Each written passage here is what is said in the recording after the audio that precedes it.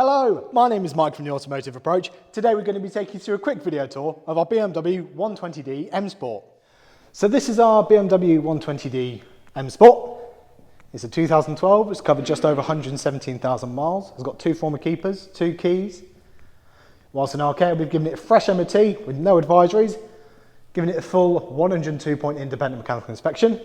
We've done the all-important time and chain, that's a really big expensive job, given it a service, placed the front disc and pads. We've also had the alloys refurbished in gloss black. They look really, really good. You've got four matching Bridgestone tyres as well, all in really good nick. Gloss black grille, privacy glass in the rear. It's a really good looking car. Inside,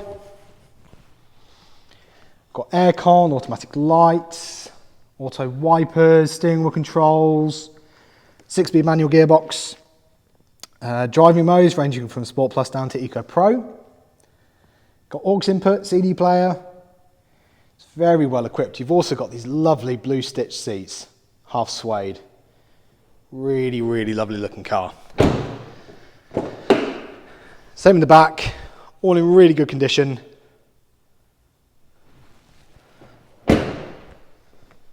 Yeah, really, really nice car to drive. Looks good, drives well.